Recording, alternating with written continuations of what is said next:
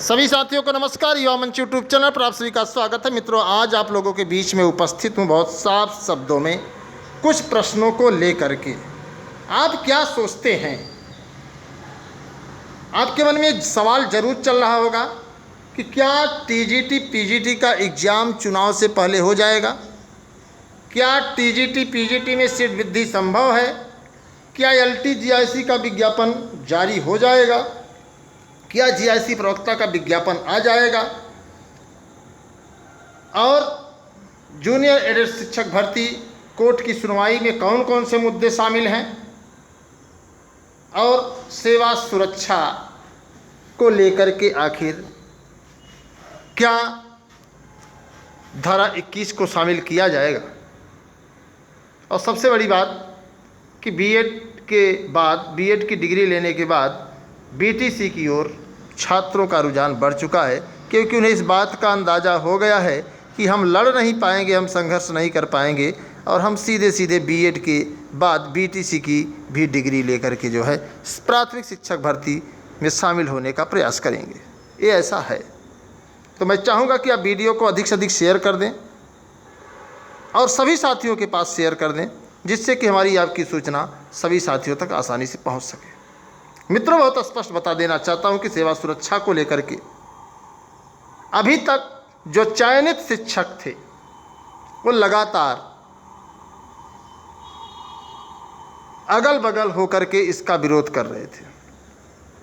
युवा मंच टीम ने इस पर सबसे पहले संज्ञान लिया और मजबूती से इस मुद्दे को लेकर के सोशल मीडिया प्लेटफॉर्म पर जो है मजबूती से मुख्यमंत्री जी को पत्र लिखना, राष्ट्रपति को पत्र लिखना, राज्यपाल तक अपनी आवाज़ मजबूती से पहुंचाना और शिक्षा महकमे में एक जो हड़कंप मचा हुआ है वो युवा मंच टीम ने काम शुरू कर दिया है।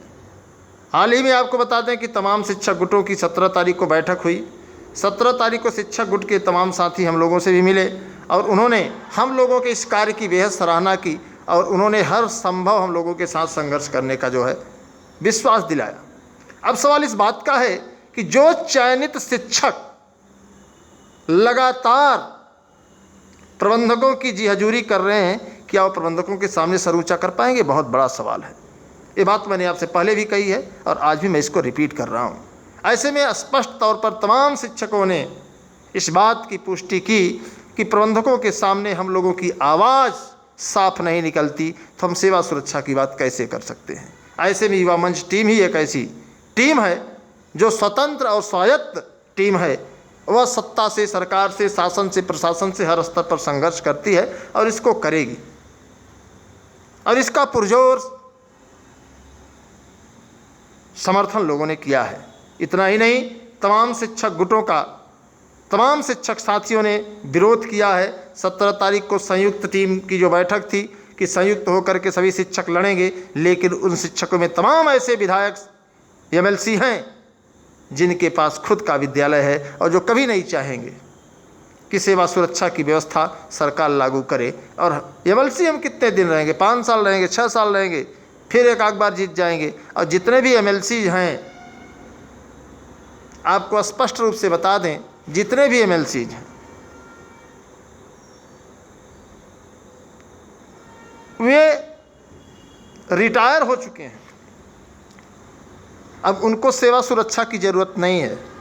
विपक्ष के जो एमएलसी हैं उनसे दुनियादारी से कोई मतलब ही नहीं है, वो अपने में मस्त हैं।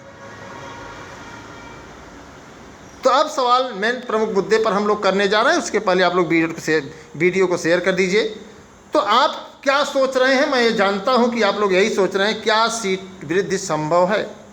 तो मित्रों, मैं 2-3 प्रश्न करूंगा। क्या आपने कभी सोचा था कि एलटी जीआईसी की लिखित परीक्षा होगी? क्या कभी आपने सोचा था कि क्या जूनियर में सीधी भर्ती आएगी? क्या आपने कभी सोचा था कि तदर्थ शिक्षकों का सब कुछ समाप्त हो जाएगा? क्या आपने सोचा था क्या कि हर भर्ती में एग्ज़ाम होगा, चाहे जो परिणाम होगा? नहीं सोचा था। प्राथमिक शिक्षक भर्ती में आपने देखा होगा परीक्षाएं हुई, एलटी जीआईसी में परीक्षा हुई, जूनियर विद्यालयों में 1895 सीटों पर जो भर्ती आई उसमें परीक्षा हुई, तो हर भर्ती में एग्जाम हो चाहे जो परिणाम हो, युवा मंच का ये प्रयास सार्थक हुआ कि नहीं हुआ।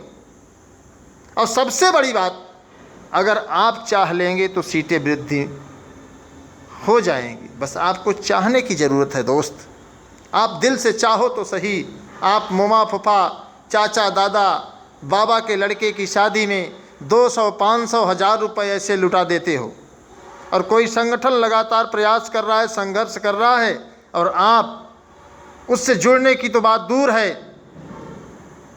उसके साथ कंधे से कंधा मिलाकर संघर्ष करने की बात तो दूर है। आप सवाल करते हैं, आप कमेंट करते हैं, और आप कहते हैं कुछ नहीं होगा, बाबा का राज है। क्या आपने कभी सोचा था कि आपके बीच में ऐसा भी कोई संगठन आएगा जो आपके अधिकार के लिए लड़ेगा? ये आप लोग जानते हैं, मजबूती से इस बात को समझ सकते हैं। लड़ाई लड़ेंगे, संघर्ष करें। कभी आपने सोचा भी नहीं होगा कि 69,000 शिक्षक भर्ती में इतना बड़ा कट ऑफ लग जाएगा। नहीं सोचा होगा आप लोगों ने, लेकिन लगा ना।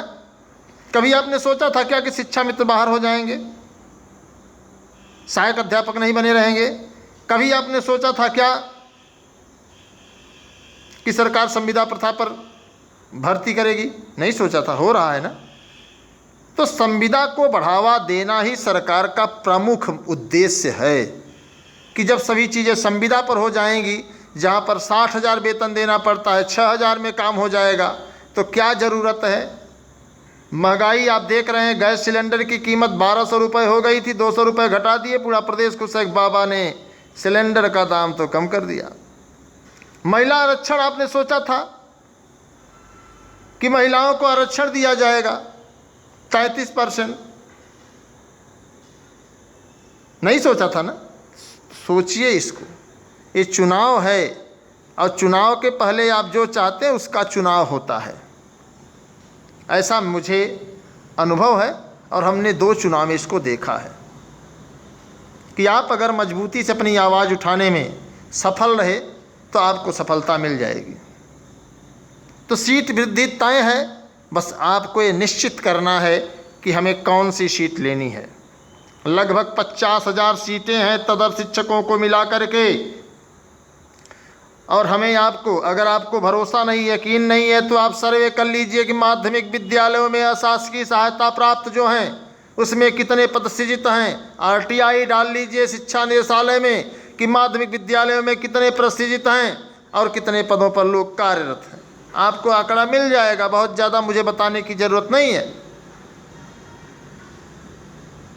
और TGT PGT का एग्ज़ाम तब होगा जब शिक्षा सेवा चयन आयोग अस्तित्व में आएगा तब।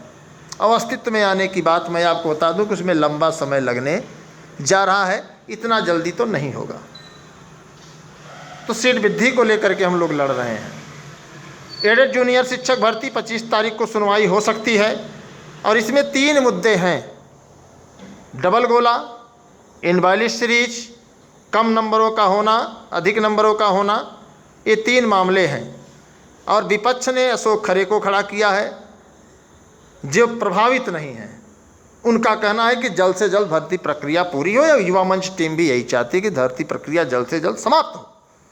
हालांकि वर्तमान समय में इस पर स्टे लगा हुआ है। और जो प्रभावित लोग हैं उनसे मैं यही गुजारिश करूंगा मित्रों कि ग्रुप में सक्रिय हो जाइए, और अपने वकीलों को थोड़ा सा रिचार्ज कर दीजिए, कुछ सहयोग कर दीजिए, और लड़ाई आप लोग जीत जाएंगे। आपके फेवर का मामला है, बात को समझिए, तभी संभव हो पाएगा। बीएड के बाद बीटीसी की ओर लोगों का रुझान इसलिए बढ़ गया है कि लोग बीटीसी करने की ओर भाग रहे हैं। उनको बीएड के जो नेता हैं उन पर भरोसा नहीं है। तमाम नेता अलग अलग सब भाग रहे हैं, कोई उत्तर जा रहा है, कोई दक्षिण जा रहा है, कोई पूरब जा रहा है, कोई पश्चिम जा रहा है। मैंने पहले ही कहा था कि अगर आपको अनिश्चितकालीन संघर्ष करना है तो आप मेरे साथ आइए, तब तो इसका कुछ हल होगा। अब भी वक्त है। अगर आप अनिश्चितकालीन संघर्ष करने की आदी हैं तो आप मेरे साथ जुड़ सकते हैं, नहीं आदी हैं तो ठीक है, जो जैसे लड़ रहा है हमारी शुभकामनाएं हैं कि उनको सफलता मिले, ईश्वर उन्हें सद्बुद्धि दे। बाकी शेष आप लोग समझ सकते हैं। तो रहा आज का वीडियो। मैं चाहता हूं कि आप लोग कमेंट बॉक्स में बताएं कि आप लोग क्या चाहते हैं। मुझे आपके मन की व्यथा, हृदय का उद्गार, पीड़ा, आपके विचार जानने हैं। अब मैं बहुत बेताब हूँ कि आपके मन में क्या चल रहा है, क्या सवाल चल रहे हैं। उन सवालों को लेकर के मैं चिंतित हूँ। LTGIC की रही बात, LTGIC को लेकर के हम लोग गंभीर हैं।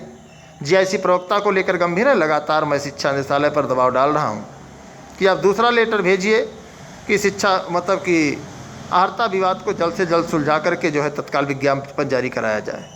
शेष आप लोग समझदार हैं, पढ़े लिखे हैं। इसी के साथ सभी साथियों को नमस्कार। मैं आपके संघर्षों का साथी अनिल सिंह, टीम युवा मंच टीम। और मैं आप लोगों को बता देना चाहता हूं कि कल 5 बजे शाम को सरौली दुर्गा पूजा पार्क में इन मुद्दों को लेकर के बैठक है। तो मैं चाहूँगा कि आप लोग ज़रूर आइए। वहाँ पर एक रणनीति बनेगी, चर्चा पर चर्चा होगी। उसके बाद फिर हम लोग मजबूती से आंदोलन की तैयारी में आगे आएंगे। शेष धन्यवाद, शुभ रात्रि। आपका समय बहुत मूल्यवान है। पढ़ते भी रहिए और लड़ते भी रहिए। इसी के साथ एक बार पुनः सभी साथियों को इंकलाब जिंदाबाद।